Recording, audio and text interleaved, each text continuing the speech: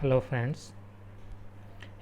आप सभी का स्वागत है एक बार फिर हमारे यूट्यूब चैनल रिकैम साइंस में। जैसा कि हम लोगों ने लास्ट वीडियो में हमने पी ब्लॉक को कंप्लीट किया है, including carbon and boron family group 13 और 14। तो आज क्वेश्चन प्रैक्टिस का टाइम है, बिकॉज थ्योरीज कितनी भी पढ़ते रहिए, लेकिन जब तक आप प्रैक्टिस नहीं करेंगे, तब तक अप्लाई नहीं करेंगे, तब तक आपको पता नहीं लगेगा कि आपको कितना नॉलेज हो गया है। तो इवेल्युएशन बहुत ज़रूरी है, इसीलिए हम लोग कुछ स्पेसिफिक 10 क्वेश्चन 12 क्वेश्चन के अराउंड करेंगे जो आईआईटी जेई में आए हुए क्वेश्चंस हैं। और अभी तक के हिस्ट्री में टोटल देखा जाए तो कुछ इजी हैं, कुछ टफ हैं। शुरू करते हैं। तो यहाँ पे आप पहला क्वेश्चन आपकी स्क्रीन पे दिख रहा होगा, इसको आप नोटिस कीजिएगा कि moderate electrical conductivity is shown by. क्वेश्चन पूछा है कि moderate electrical conductivity is shown by, option में है silica, graphite, diamond and none of this above. तो आप इस चीज़ को समझिएगा कि सिलिका में क्या था, SiO2 टाइप के कंपाउंड थे, यानी कि जो ऑक्साइड होते हैं सिलिका के वो थे। तो उनमें तो कहीं पे भी हमें इलेक्ट्रिक कंडक्टिविटी दिखाई नहीं दी। डायमंड था, डायमंड को हम लोगों ने डिस्कस किया था, इसमें डायरेक्शनल बॉन्ड होते हैं, और एक कार्बन जो है 3 कार्बन से जुड़ा होता है, तो 4 कार्बन से जुड़ा होता है, तो sp3 इसका हाइब्रिडाइजेशन है। इसी तरह से और भी कार्बन इससे जुड़े हो सकते हैं, और इस तरह से ये डायरेक्शनल चलता है।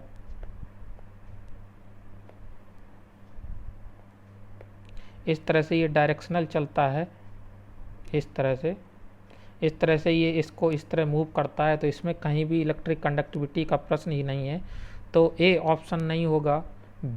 सी ऑप्शन जो है अपना, सी ऑप्शन वो भी नहीं होगा। तो अगर हम लोग देखते हैं ग्रेफाइट की बात करते हैं, ग्रेफाइट के बारे में हम लोगों ने चर्चा की थी। ग्रेफाइट कैसा था? ग्रेफाइट था सीट लाइक स्ट्रक्चर था, इस तरह से इंक्रीज करता है सीट लाइक स्ट्रक्चर। हम लोगों ने बात की थी कि इसमें कार्बन पे हाइब्रिडेशन होता है sp2 टाइप का, यानी कि एक इलेक्ट्रॉन जो है वो, जो हर रिंग में इलेक्ट्रॉन्स हैं उनका मूवमेंट होता रहता है, और इसीलिए जो सीट लाइक स्ट्रक्चर है यानी 2D है वो कंडक्टिंग होता है। तो इसका फर्स्ट का आंसर क्या हो जाएगा? ग्रेफाइट हो जाएगा। मॉडरेट इलेक्ट्रिक कंडक्टिविटी इसकी पाई जाती है। अब आप स्क्रीन पे सेकंड क्वेश्चन देखिएगा कि which of the following halide is least stable and has doubtful existence. अब आप इस चीज़ को समझिएगा। तो ये हैलाइड्स दिए गए हैं, हम लोगों ने कार्बन फैमिली के हैलाइड पढ़े हैं, कौन, सिखाने गया, सनकी, पागल को, इस तरह से। और अगर हम लोग बात करते हैं इसी में ऑब्जर्व करने की कोशिश करते हैं इनके हैलाइड की, तो यहाँ पे क्लोराइड और आयोडाइड दिए गए हैं, तो हम लोग इनको ले लेते हैं और बनाते हैं। तो CCl4, SiCl4, इसी तरह से GeCl4, SnCl4, PbCl4, इस तरह से। अगर हम लोग बात करते हैं I से रिएक्शन कराते हैं I2 से, तो क्या ऑब्जर्व करेंगे? Ci4, Si4, GeI4, इस तरह से SnI4, PbI4। अब आप इन चीज़ों को समझिएगा कि जो ग्रुप एलिमेंट हैं ये ग्रुप 14 के, ये +4 और +2 ऑक्सीडेशन स्टेट शो करते हैं। और हम लोगों ने लास्ट लेक्चर में पढ़ा था कि जो ऑक्सीडेशन स्टेट है वो +4 टॉप पे स्टेबल है, जबकि +2 लो पे स्टेबल है। तो यहाँ पे हम लोग देखते हैं, यहाँ पे सारे ही कंपाउंड जो हैं +4 के दिए गए हैं, ये सारे +4 इंडिकेट कर रहे हैं। और हम लोग ऊपर से नीचे तक देख सकते हैं, तो कार्बन +4 में स्टेबल है, Sn जो है वो +4 और +2 में स्टेबल है, लेकिन +4 में ज़्यादा स्टेबल होता है। वैसे अगर हम लोग GI4 की बात करें तो ये भी +4 में स्टेबल है, यानी कि सिर्फ एक ही ऑप्शन बचता है PbI4। इसके बारे में हम लोग चर्चा की थी कि जो लेड है, जो Pb है, वो +2 में फेवरेबल है, ये Pb +2 टाइप का कंपाउंड बनाता है। तो ये एक महत्वपूर्ण बात हुई, यानी कि हमारा जो आंसर हो जाएगा क्या हो जाएगा? डी हो जाएगा आंसर, और ये सारे आंसर नहीं होंगे। इस तरह से अभी हम लोग नेक्स्ट क्वेश्चन पे चलते हैं और समझने की कोशिश करते हैं। तो थर्ड क्वेश्चन कहता है कि which one of the following oxide is neutral. तो इसमें से हम लोगों को पहचानना है कि which one oxide is neutral है।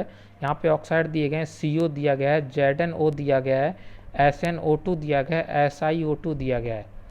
तो हम लोगों को पता है ZnO कैसा है, ZnO ऑक्साइड एम्फोटेरिक है, एसिड बेस दोनों से रिएक्शन करता है। SnO2 भी एम्फोटेरिक है, हम लोगों ने चर्चा की थी लास्ट लेक्चर्स में।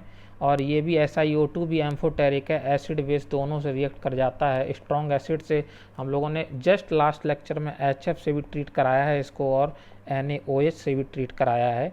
तो इसका मतलब है कि ये तो सब जो है बेसिक हैं और एम्फोटेरिक हैं, ये भी एम्फोटेरिक एम्फोटेरिक, यानी कि सिर्फ एक ही बचा है।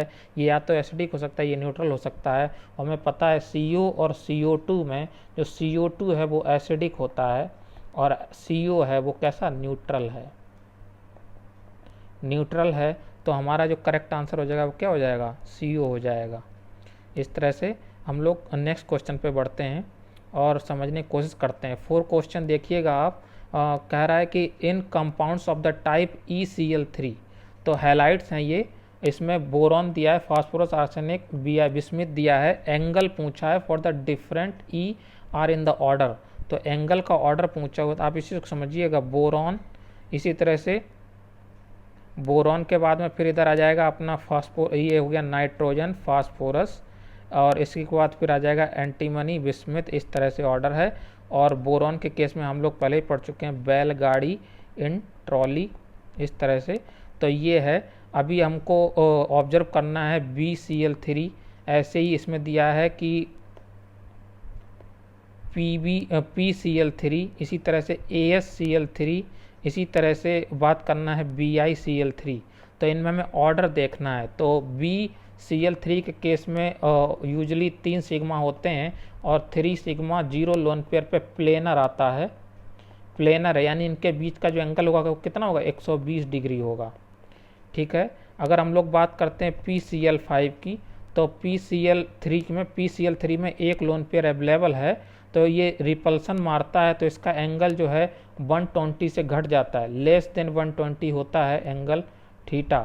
तो PCl3 के केस में लेस देन 120 होगा। अब हम लोगों को पता है पीरियोडिक टेबल में टॉप टू बॉटम जाने पे क्या होता है, बॉन्ड एंगल जो है डिक्रीज करता है। डिक्रीज करता है तो हमारा ऑर्डर क्या हो जाएगा इसमें, बोरॉन, ये, उसके बाद में फिर फॉस्फोरस, फिर उसके बाद में आर्सेनिक, फिर उसके बाद में बिस्मिथ। तो ये करेक्ट आंसर हमारा कौन सा हो गया, B। तो यहाँ पे हम लोग देख सकते हैं कि बॉन्ड एंगल का ऑर्डर निकल के सामने आ जाता है। टॉप टू बॉटम जाने पे बॉन्ड एंगल डिक्रीज करता है, इस समझिएगा, क्योंकि जो एटॉमिक साइज है वो बढ़ने लग जाता है और बॉन्ड एंगल डिक्रीज करने लग जाता है, इस चीज़ को समझिए। और अभी हम लोग क्वेश्चन नंबर 5 पे चलते हैं और इसको समझने की कोशिश करते हैं। इसमें आप देखिएगा कि identify the correct order of the acidic strength. तो एसिडिक स्ट्रेंथ का ऑर्डर बताना है। ऑक्साइड दिए गए हैं, CO2 दिया है, CuO दिया है, CaO दिया है, वाटर दिया है। तो इसमें हम लोगों को आइडेंटिफाई करना, हम लोगों को सबसे कैचिंग पॉइंट है यही है कि जो वाटर वो कैसा होता है, न्यूट्रल होता है। हम लोग ऊपर डिस्कस कर चुके हैं CO2 कैसा होता है, एसिडिक होता है। और ऑर्डर किसका पूछा, एसिडिक स्ट्रेंथ का। और ये क्या है, alkali oxide, alkali earth metal का ऑक्साइड, तो ये कैसा होगा, स्ट्रॉन्ग बेसिक होगा। पानी में डालने पे ये क्या देता है, कैल्शियम हाइड्रोक्साइड, स्ट्रॉन्ग बेस है। इसी तरह से इसको हम लोग बात करेंगे, पानी में डालेंगे डिस्टिल वाटर में, तो ये क्या देगा, CuOH का होल ट्वाइस। तो ये भी एसिड बेसिक है, लेकिन कैसा बेसिक है, रिलेटिवली वीक है as compare to calcium oxide. तो हम लोग ऑर्डर इसका लगा सकते हैं कैसे, तो सबसे ज़्यादा एसिडिक इसमें क्या हो गया, CO2 ही एक एसिडिक है। उसके बाद में फिर अपना वाटर है, फिर उसके बाद में अपना बेसिक की अगर बात करते हैं, तो अगर हम लोग बेसिक की बात करते हैं तो इसमें बेसिक, इसमें सबसे ज़्यादा कौन सा होगा, कैल्शियम वाला। तो सबसे लास्ट में क्या जाएगा, कैल्शियम ऑक्साइड, फिर उसके बाद में कॉपर ऑक्साइड। तो हम लोग ऑर्डर इसका देख सकते हैं क्या हो गया, ये हो गया। तो आप इसमें से ऑब्जर्व कीजिएगा, CO2, वाटर, CuO और कैल्शियम। तो इसका आंसर क्या होगा, A हो गया इसका आंसर। तो इस तरह से हम लोग इसका एसिडिक ऑर्डर निकाल सकते हैं।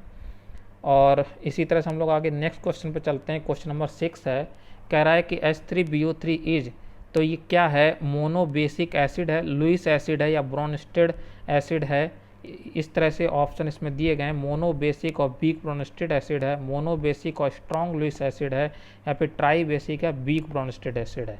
तो आप इस चीज़ को समझिएगा। तो हम लोग इसको खोल के लिख सकते हैं, हम लोगों ने पिछले लेक्चर में इसकी चर्चा की है। तो ये इस तरह से हम लोग देखते हैं इसके अराउंड में कितने इलेक्ट्रॉन है, 6 इलेक्ट्रॉन हैं। ये अपने इलेक्ट्रॉन को 8 इलेक्ट्रॉन करना चाहता है, और स्टेबिलिटी पाने के लिए अगर हम इसका कॉन्फ़िगरेशन देखें तो 1s2 2s2 2p1 है, यानी कि 2 2s में और 1 इलेक्ट्रॉन p में। यानी कि इसमें हम लोग देख सकते हैं कि ये एक्साइटेड स्टेट जब बॉन्ड फॉर्मेशन में जाएगा तो 1 इलेक्ट्रॉन इसका निकल के इसमें पहुंचता है, और इस तरह से हम लोग देखते हैं 2s px py, और ये एम्प्टी है। तो इस तरह से हम लोग देखते हैं कि एक कोऑर्डिनेशन में ये CN नंबर 4 शो कर सकता है अपना। यहाँ पे कोई भी किसी का भी लोन पेयर, चाहे नाइट्रोजन का किसी का हो, तो वो इसमें जा सकता है। तो CN नंबर 4 सकते स्टेबिलिटी बनाता है। और इसी तरह से अगर OH इसमें कोऑर्डिनेट करेगा, OH निगेटिव, तो क्या बनाएगा, BOH का होल 4 निगेटिव बनेगा। तो इस तरह से हम लोग देखते हैं। तो ये कैसा हो गया, मोनो बेसिक क्यों हो गया, क्योंकि एक OH निगेटिव को अपने p ऑर्बिटल में ले रहा है, इसलिए कैसा हो गया, मोनो बेसिक हो गया। लेकिन अब आप देखिए, हमें डिसाइड करना है कि वीक, ये वीक क्यों है, इसका भी कारण समझिए। क्योंकि इसमें मोनो एक ही बेस जो है, एक ही OH निगेटिव को अपने अंदर ले सकता है, इसलिए कैसा हो गया, वीक हो गया। अभी हमें समझना है कि ये ब्रोनिस्टेड है कि लुईस है। अब ब्रोनिस्टेड कौन सा होता है, जो प्रोटॉन का आदान प्रदान करता है, या तो ले या फिर दे। लेकिन यहाँ पे क्या हो रहा है, OH निगेटिव का आदान प्रदान हो रहा है। तो ये कैसा हो गया, इलेक्ट्रॉन के टर्म में एक्सेप्टेंस हो रहा है, तो ये कैसा हो गया, लुईस एसिड हो गया। तो वीक लुईस एसिड हो गया ये। तो इसका आंसर क्या हो जाएगा, तो इसका करेक्ट आंसर जो होगा वो, इसका करेक्ट आंसर होगा ए। तो इस चीज़ को समझिएगा। तो इसका जो करेक्ट आंसर होगा वो ए हो जाएगा। तो मोनो बेसिक हो जाएगा और वीक लुईस एसिड हो जाएगा। इस चीज़ को समझिएगा, monobasic weak Lewis acid हो जाएगा। अब हम लोग क्वेश्चन नंबर 7 पे चलते हैं। तो अब आप क्वेश्चन नंबर 7 को पढ़िए। कह रहा है कि Me2SiCl2 on hydrolysis will produce. तो क्या प्रोड्यूस करेगा, ये या फिर सी या फिर डी। तो इस तरह से अब आप समझिएगा, हम लोग लास्ट लेक्चर में चर्चा कर चुके हैं, जो SI है अगर उस पर Me और Me लगा है और Cl लगे हुए हैं, अगर इनका हाइड्रोलिसिस हम लोग करते हैं तो ये किस में, OH में चला जाता है। तो ऐसा तो है नहीं कि केमिकल रिएक्शन में सिंगल मोल बनेगा या फिर सिंगल मॉलिक्यूल बनेगा, तो इसमें ढेर सारे मॉलिक्यूल होते हैं। तो ये क्या करते हैं, पॉलीमराइजेशन में चले जाते हैं। तो पॉलीमराइजेशन में अगर ये जाएंगे तो ये 2 डायरेक्शनल प्रोपोगेशन होगा इस तरह से। तो हम लोग देखते हैं क्या बनता है, SiO Me MEO SI MEO SI MEO। तो इस तरह से हम लोग देखते हैं प्रोपोगेट कर रहा है। तो यानी कि इसमें यूनिट कौन सी रिपीटेटिव यूनिट इसमें है, Me2SiO टाइप की यूनिट जो है रिपीट हो रही है। तो इसका हमारा करेक्ट आंसर क्या हो जाएगा, इसका हमारा करेक्ट आंसर हो जाएगा सी। ठीक है। तो क्वेश्चन नंबर 7 हम लोगों ने डिस्कस किया। इस तरह से इसको ऑब्जर्व कर सकते हैं। आप देख सकते हैं जो भी हम लोगों ने पढ़ा है उससे सारे आए हुए क्वेश्चन सॉल्व हो रहे हैं। इसी तरह से आप 8th क्वेश्चन को देखिएगा। कह रहा है कि name the structure of the silicate in which the 3 oxygen atom of the SiO4 are shared. तो आप इस चीज़ को समझिए, SiO4 जो होता है निगेटिव, इसका सिलिकेट है, 4 निगेटिव इस पे हैं। तो इस तरह से इस पे निगेटिव होंगे। इसको हम लोगों ने रिप्रेजेंट किया था। अगर रिप्रेजेंट करने का तरीका हम लोगों ने बताया था कि SI के ऊपर ऑक्सीजन को रख दीजिएगा, उस पर निगेटिव दिखाइए और एक निगेटिव यहाँ, एक यहाँ, एक यहाँ। तो इस तरह से टेट्राहेड्रन ज्योमेट्री इसकी बनती है,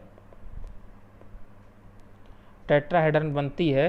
तो अगर हम लोग 3D में इसको 3 ऑक्सीजन एटम को अगर कंबाइन करेंगे तो आप समझिएगा कि इसको हम लोग इस त्रिभुज की तरह बना सकते हैं। और इसको हम लोग 3 ऑक्सीजन एटम से जोड़ने की कोशिश करते हैं। तो जैसे मान लीजिए हम लोग इसको इससे जोड़ देते हैं इस तरह से। और अगर हम लोग इसको बात करते हैं कि हमें एक और इसमें जोड़ना हो, एक और ऑक्सीजन को अगर घेरना हो, तो इस तरह से हम लोग इसको जोड़ सकते हैं इस तरह से। तो हम लोग देख सकते हैं कि 1 2 3, तो 3 और जो है एटम से ये जुड़ा हुआ महसूस करेगा अपने आप को इस तरह से। तो हम लोग देख सकते हैं तो क्या बनाता है, एक तरह से ये सीट स्ट्रक्चर बनाता है। तो इसका आंसर हो गया सीट सिलिकेट, आंसर हो गया इसका। तो इस तरह से हम लोग इसको समझ सकते हैं।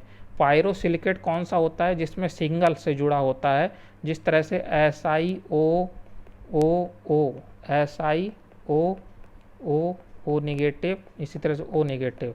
तो ये जो है ये पायरोसिलिकेट है, पायरोसिलिकेट है इस तरह से। और लीनियर चेन सिलिकेट कौन सा होता है जिसमें सिंगल बन जुड़े होते हैं।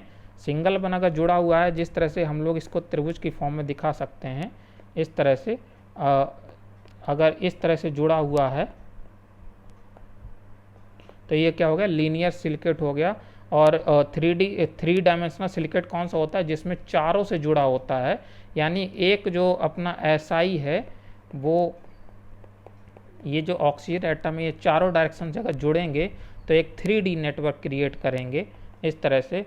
तो इसका मतलब है कि जो 3 डायरेक्शन से अगर जुड़ रहा है तो वो कौन सा होगा, शीट सिलिकेट बनाएगा। इस चीज़ को आप समझिएगा। तो ये अपना 1D में हो गया, और ये अपना 3D में हो गया, और ये वाला अपना 2D में हो गया। इस तरह से शीट सिलिकेट बन गया। तो अभी हम लोग नेक्स्ट क्वेश्चन पे चलते हैं और इस क्वेश्चन को समझने की कोशिश करते हैं। ये कह रहा है कि जो बोरिक एसिड है अपना, उसको जब बेस से ट्रीट कराते हैं तो बोरिक एसिड क्या है, वीक एसिड है, स्ट्रॉन्ग बेस से ट्रीट करा रहा है तो NaBO2 मेटाबोरेट बन रहा है और BOH का होल 4 बन रहा है और वाटर रिलीज हो रहा है। कह रहा है how can this reaction is made to proceed in the forward direction.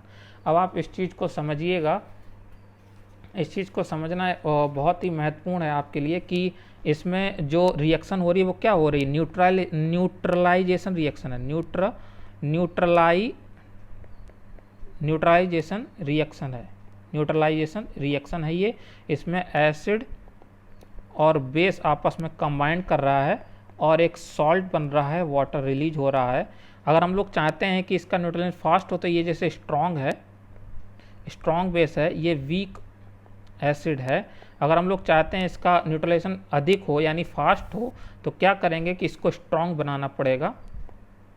Strong बनाने के लिए हम लोग क्या करते हैं इसमें अगर हम लोग जैसे हम लोग अगर लेते हैं इस तरह से BOH OH OH OH इस तरह से, तो हमें यहाँ पे दिख रहा है कि रिएक्शन में ये बन रहा है BO4 नेगेटिव। तो इस तरह से हम लोग इसको दिखा सकते हैं। तो इसको अगर हम लोग ट्रीट कराते हैं बिसनल डाइऑल से, यानी कि अगर हम लोग इसको ट्रीट कराते हैं, एडिशन कराएं सिस डाइऑल का, तो इस चीज़ को समझिएगा, ट्रांस डाइऑल का नहीं, सिस डाइऑल का हमें कराना पड़ता है। तो इस तरह से OH और OH का जो हम लोग ट्रीट कराते हैं तो हम लोग देखते हैं तो क्या बनता है, इस तरह से एक कॉम्प्लेक्स बनता है, दोनों तरफ से कॉम्प्लेक्स बनता है रिएक्शन में। तो क्या कॉम्प्लेक्स बनेगा इस चीज़ को देखिएगा, इस तरह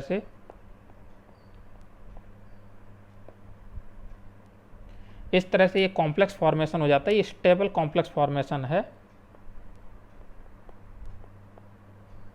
स्टेबल कॉम्प्लेक्स फॉर्मेशन है।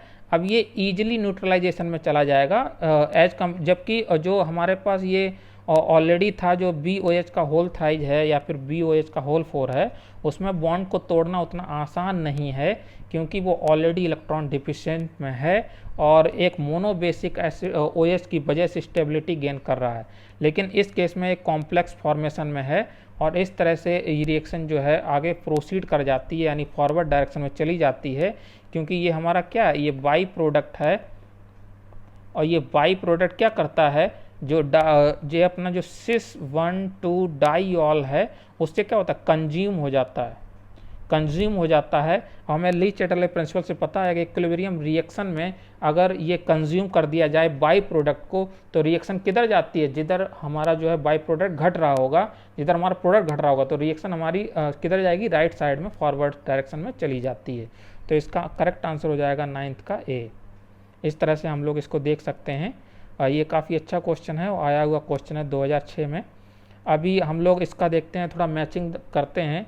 इसमें ऑप्शन ए दिया है colemanite, cryolite, bauxite, potash alum and borax. इसके कुछ फार्मूले दिए गए हैं, हमें इसमें मैच करना है। अब आप इस चीज़ को समझिएगा, इसमें सबसे पहले हम लोग कैच कर सकते हैं क्या, बॉक्साइड को। बॉक्साइड हम लोगों को पता है Al2O3 2H2O होता है। ऐसे ही हम लोग क्रायोलाइट के बारे में हम लोग अभी पढ़े थे एल्युमिनियम वाले केस में कि किस तरह से वाटर फिल्ट्रेशन में यूज किए जाते हैं ये। तो Na3Al F6 जो है ये क्रायोलाइट का फॉर्मूला है। तो 2 हम लोगों ने कैच कर लिया। अगर हम लोग बात करते हैं बोरेक्स की, अब बहुत ही रिसेंटली हम लोगों ने पढ़ा है 10H2O होते हैं, बट ये एक्चुअल में इसके जो है हाइड्रेटेड कितने होते हैं, 8H2O होते हैं, क्योंकि इसका फार्मूला जो है कॉम्प्लेक्स फॉर्मेशन में चला जाता है और 2 वाटर के मॉलिक्यूल इसमें अंदर इन्वॉल्व होते हैं साइक्लिक स्ट्रक्चर में, तो 8 हाइड्रेटेड वाटर मॉलिक्यूल आते हैं। तो बोरेक्स का स्ट्रक्चर क्या हो गया, फार्मूला क्या हो गया, Na2B4O7 10H2O। अब हम लोग बात कर सकते हैं पोटास Lm की, तो पोटास संदर्भित करता है पोटेशियम को, तो हम लोग इसी से ट्रिक लगा सकते हैं कि ये KAlSO4 12H2O होगा।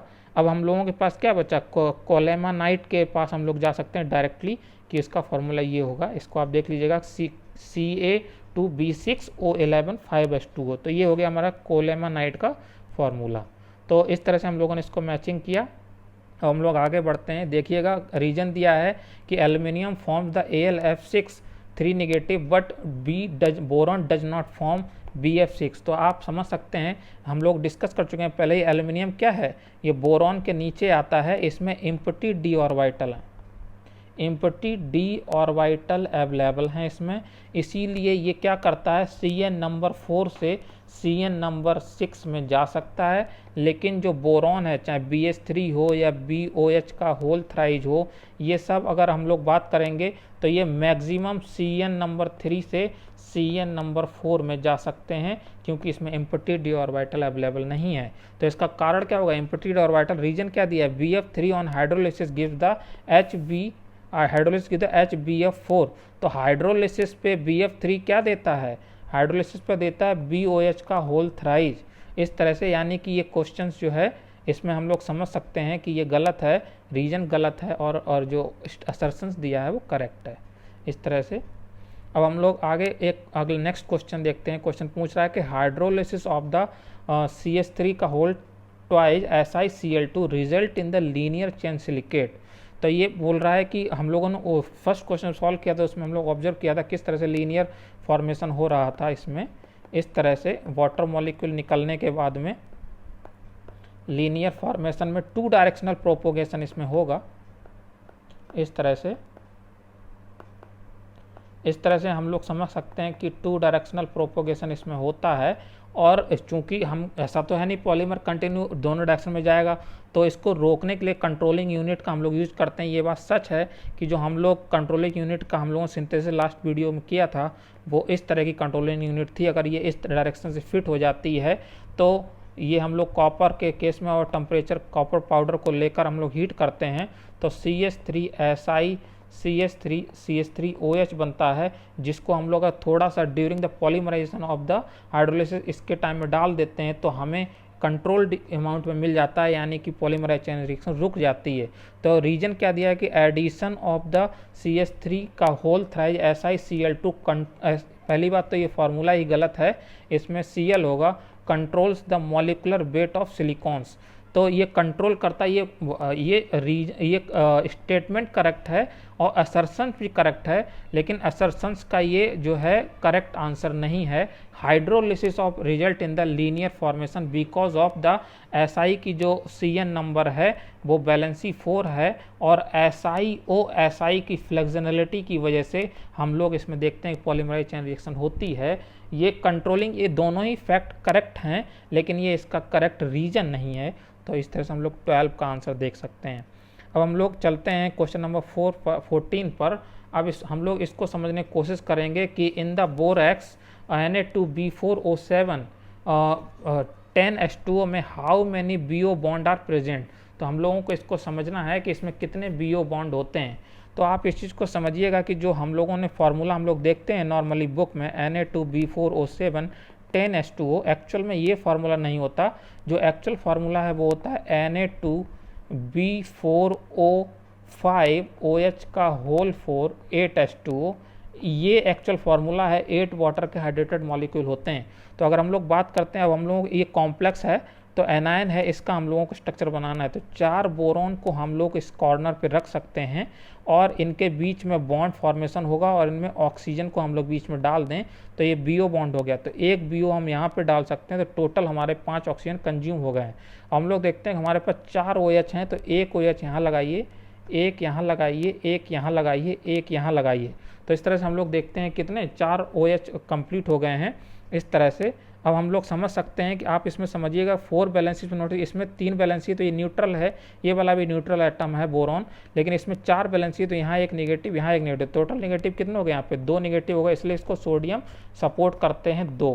तो इस तरह अब हम लोग काउंट कर सकते हैं इसमें बोरॉन BO बॉन्ड कितने हैं, तो 1 2 3 4 5, तो नंबर कितना है, नंबर ऑफ BO बॉन्ड कितना हो गया 5।